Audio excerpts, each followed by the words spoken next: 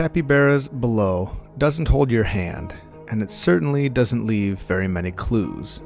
In this video, I show how to retrieve every weapon in the game, how it functions against enemies, and any other special functions it may have. I will rate the weapon on a scale of 1 to 10 on how useful the weapon is and how difficult it is to find. Obviously, this video will have massive spoilers, so if you're looking for a spoiler-free video to help you get through the game, check out my survival guide video here. If you find this video helpful or useful in any way, and if you want to see more of my content, please consider subscribing. I really appreciate it. The spear. The spear is the first weapon you can pick up in below. It can be found in the shortcut room near the water on the surface.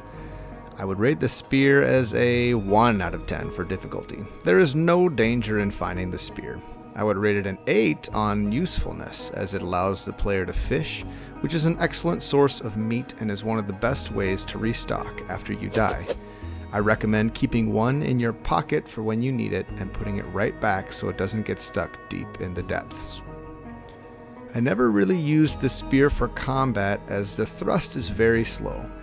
Maybe others found it to be a viable option, but I found the sword and shield / torch combo to be too strong to ever swap out. The next weapon you can find is the hammer, which is on the 5th floor. You will need to shoot an arrow at a symbol on the pillar next to the door. The hammer is about a 5 on the difficulty scale. For those who have experienced the ice layer, that part can be quite challenging indeed, and the hammer lies 1 level below the ice layer. As to its usefulness, I rate it a 3 out of 10. The weapon doesn't work with the shield and doesn't do all that much extra damage. You can hold down the attack button in the same way you can with the spear for extra damage, but I always found the quick slashes with the sword to be much more effective in combat. However, it is essential for unlocking the next weapon, the Longshot Bow. This weapon is found on the 9th floor in one of the 2 sides of the level. It requires the hammer to push the button to open the door. I rate the bow as a 7 out of 10 on difficulty to acquire, mostly because level 9 is full of baddies who do some very terrible things to you. As to the usefulness, this will vary from player to player. If you enjoyed sniping enemies from afar, this weapon is amazing. It has a much longer range than the starting bow, and it deals increased damage. So for that, I would rate it as a 10 out of 10 if you are a bow user. It is a drastic quality of life improvement and can allow for sniping across the map. The Blackrock Blade is the next weapon you might have stumbled upon. To be honest, this weapon was such a mystery to me. It is very deep in Blackrock, and it is in the most dangerous location in the game.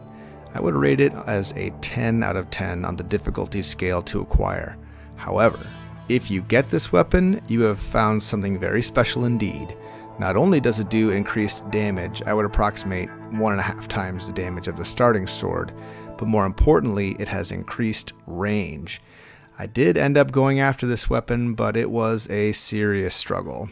A 10 out of 10 for the increased damage and range, the best combat weapon in the game. The Crystal Lance is found on level 20, the desert area of the game.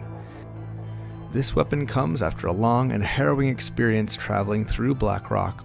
If you actually manage to make it this far, the Crystal Lance is one of the fun rewards the game throws at you.